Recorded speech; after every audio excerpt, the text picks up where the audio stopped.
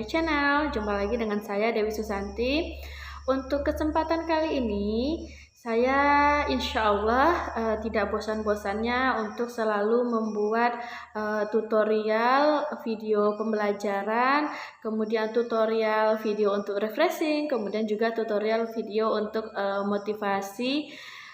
Kenapa? Karena memang pembelajaran ataupun media secara online itu memang sangat-sangat cocok digunakan untuk masa sekarang ini.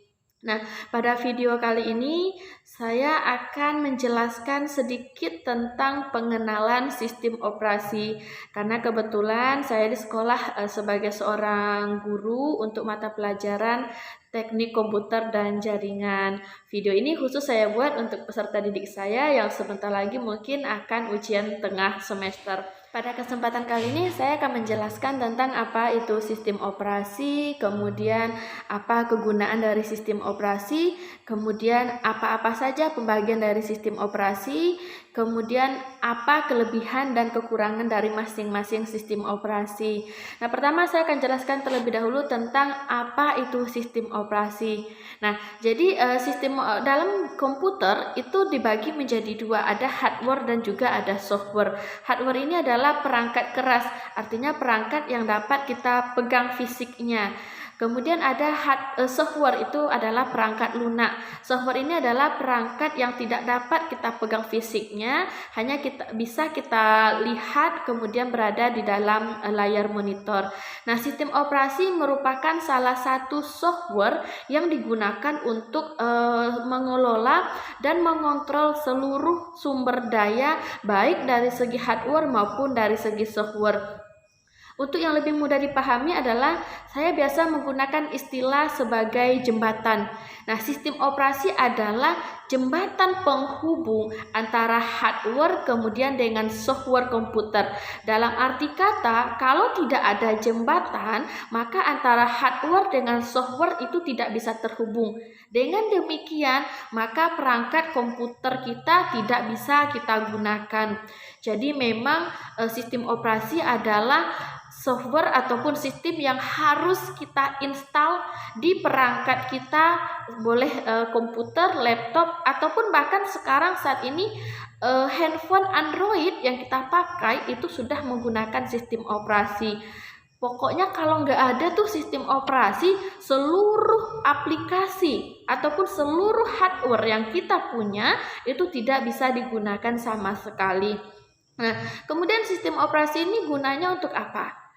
Nah, jadi guna inti dari sistem operasi adalah seperti yang saya bilang tadi, sebagai jembatan penghubung antara hardware dengan software. Itu yang pertama. Kemudian sistem operasi juga digunakan untuk mengelola dan juga mengontrol seluruh sumber daya yang dimiliki baik dari segi hardware maupun dari segi si softwarenya.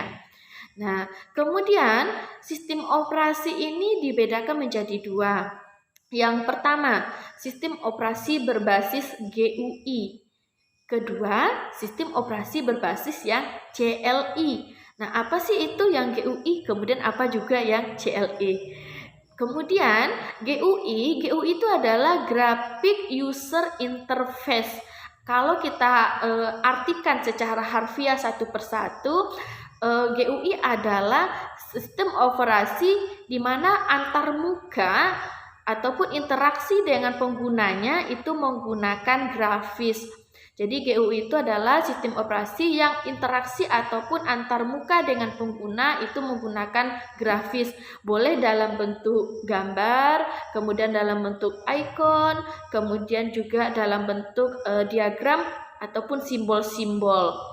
Nah, yang kedua, ada sistem operasi yang berbasis CLI. Nah, CLI ini adalah kepanjangannya Command Line Interface. Artinya apa? Sistem operasi yang interface-nya ataupun interaksi dengan si usernya itu menggunakan command ataupun menggunakan teks. Nah, sampai di sini sedikit paham atau masih bingung? Nah, kalau masih bingung, di back kembali videonya. Kemudian kalau sudah paham, silahkan dilanjutkan untuk tonton yang berikutnya. Nah, kemudian setelah kita tahu apa itu sistem operasi, kemudian kegunaannya untuk apa, kemudian pembagiannya apa saja.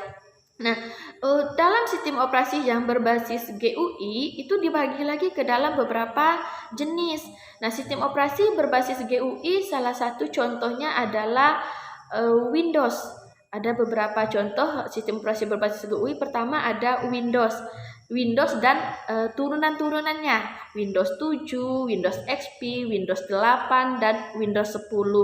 Kemudian lagi ada sistem operasi yang disebut dengan Linux. Nah, Linux ini terbagi menjadi dua. Yang pertama Linux yang memang berbasis teks, kemudian Linux yang berbasis grafis.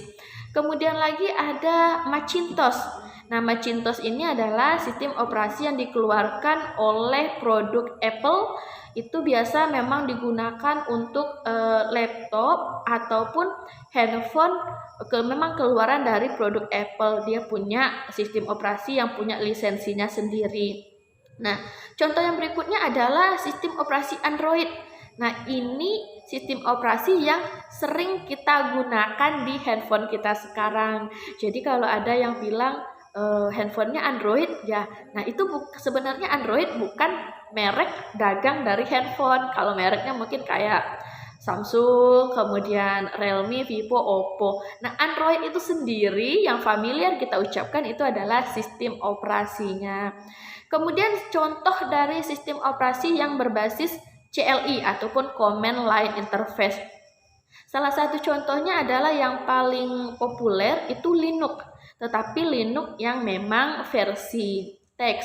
Kemudian ada DOS, Disk Operating System. Kemudian ada lagi Unix ataupun POSIX. Nah, ini adalah beberapa contoh dari sistem operasi. Kalau muncul pertanyaan, mana sistem operasi yang paling bagus? Kalau menurut saya sih yang paling bagus adalah sesuai dengan kebutuhan dan kemampuan kita dalam menggunakannya. Nah, ada beberapa pertimbangan ketika kita memilih sistem operasi yang akan kita instalkan di komputer ataupun di laptop dan di smartphone kita. Kita mesti tahu dulu kelebihan dan kekurangannya.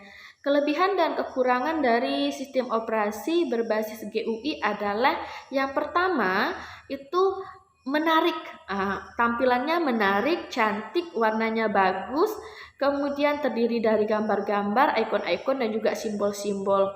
Kemudian kelebihan yang kedua adalah mudah untuk digunakan dan juga mudah untuk dioperasikan, atau dalam kata lain user friendly. Sebagai contoh, misalkan nih kita dari handphone mau muter lagu, itu kita tinggal klik shortcut ataupun ikon dari lagu, maka akan langsung terbuka aplikasi untuk lagunya.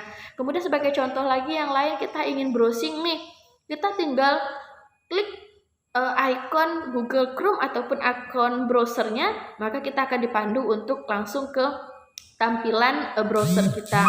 Nah, kemudian kelebihan yang berikutnya adalah selain mudah digunakan ataupun mudah dioperasikan, tampilannya menarik, cantik, warnanya bagus, kelebihan yang lainnya adalah mudah untuk dipelajari. Artinya orang-orang yang memang tidak memiliki basic tentang teknik komputer dan jaringan itu tetap bisa mengoperasikannya. Kenapa? Memang dia mudah dipelajari, sudah menggunakan simbol-simbol ataupun gambar-gambar yang biasa kita gunakan dalam kehidupan sehari-hari. Nah, kemudian kalau ada kelebihan, pasti ada kekurangannya dong. Nah, kekurangannya apa? Salah satu kekurangan dari sistem operasi berbasis GUI adalah dia membutuhkan memori ataupun ruang penyimpanan yang besar. Jadi kalau misalkan di laptop Bapak Ibu ataupun komputer Bapak Ibu cuma punya RAM-nya 1 GB, maka Bapak Ibu harus memilih sistem operasi yang memang cocok untuk spesifikasi RAM 1 GB. Kemudian lagi dia membutuhkan ruang hard disk juga yang besar. Kenapa? Karena ketika kita menginstal komputer dengan sistem operasi, maka sistem ini otomatis akan tersimpan di direktori hard disk kita. Biasanya sih tersimpan di C ataupun di sistem. Kemudian lagi kekurangannya yang lain adalah sistem operasi berbasis GUI ini dia rentan terhadap virus dan juga serangan daripada para penjahat sistem atau yang biasa kita sebut dengan ada hacker, cracker dan teman-temannya. Kenapa? Karena memang mudah untuk dirubah biasanya. Itu adalah beberapa kelebihan dan kekurangan dari sistem operasi yang berbasis GUI. Kemudian ada kelebihan dan kekurangan dari sistem operasi berbasis CLI lagi. Nah, kita akan lihat apa saja kelebihannya. Nah, untuk sistem operasi berbasis CLI ataupun Command Line Interface, di mana pengguna berinteraksi dengan sistem menggunakan teks ataupun komen, salah satu kelebihannya adalah dia tidak membutuhkan ruang penyimpanan memori ataupun hard disk yang besar. Kenapa? Karena dia tidak memuat berupa gambar-gambar, jadi memang tidak butuh ruang penyimpanan yang besar. Jadi kalau misalkan komputer zaman-zaman dulu itu yang RAM-nya masih kecil di bawah 512, terkadang mereka menggunakan sistem operasi yang memang berbasis CLI. Kemudian kelebihan yang kedua adalah dia tahan terhadap virus dan juga serangan. Kenapa? Karena di dalam sistem operasi berbasis CLI itu sulit untuk kita mempelajarinya. Kenapa? Memang betul-betul harus orang yang paham tentang sistem. Kenapa? Karena semua interaksinya itu menggunakan layar hitam dan teks. Jadi memang harus hafal komen, kemudian harus paham tentang user-usernya, kemudian harus memang betul-betul paham. Kenapa? Karena ketika kita ingin membuat folder nih, salah satu contohnya kita mau buat folder, itu memang kita harus ketik terlebih dahulu. Salah satu angka saja atau salah satu titik saja, maka tidak akan berhasil ketika kita akan membuat folder. Nah, itu adalah salah satu kelebihan. Nah, biasanya sistem operasi berbasis CLI itu banyak digunakan untuk komputer server. Kenapa? Karena biasanya data server ini bersifat rahasia, kemudian juga harus tahan terhadap serangan, maka biasa digunakan untuk komputer server. Kemudian setelah kelebihannya, seperti yang saya bilang pasti ada kekurangannya. Kekurangannya adalah yang pertama dari CLI ini sulit untuk dioperasikan. Kenapa sulit? Karena di situ tidak ada ikon gambar, tidak ada ikon grafis, memang semuanya full text. Nah, biasanya nih kalau kita mau buat folder di Windows, kita tinggal klik kanan, kemudian new, kemudian folder. Nah, tapi kalau di sistem operasi yang berbasis CLI, itu tidak, kita memang harus ketik manual Bapak Ibu. Jadi memang sulit untuk digunakan. Memang betul-betul harus hafal terlebih dahulu, itu kekurangannya. Kemudian yang kekurangan kedua adalah tampilannya tidak menarik sama sekali, karena cuma terdiri dari layar hitam, kemudian tulisannya berwarna putih. Nah, itu adalah beberapa kekurangan dari sistem operasi berbasis CLI. Kemudian seperti yang saya bilang di awal, kalau ada yang tanya, Bu, sistem operasi mana yang paling bagus? Jawabannya adalah sesuai dengan kebutuhan, kemudian sesuai dengan kemampuan. Artinya komputernya mampu apa tidak, kemudian kita mampu apa tidak mengoperasikannya. Kalau kita bisa mengoperasikan Windows 7, ya kita install komputer kita dengan Windows 7. Nah, kalau komputer kita cocok untuk spek Windows 10, kemudian kita juga mampu menggunakannya, maka kita boleh install yang sistem operasi Windows 10.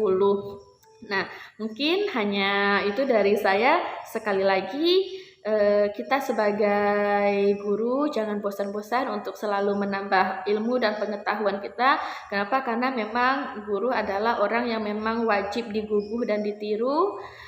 Sebagai agen perubahan, jangan bosan untuk selalu merubah diri sendiri dulu ke arah yang lebih bagus, agar kita bisa mendidik anak-anak kita untuk menjadi generasi-generasi terbaik di masa mendatang. Sekian dari saya.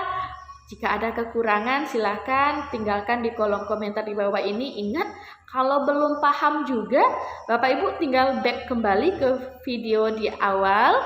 Sekian dari saya. Wassalamualaikum warahmatullahi wabarakatuh.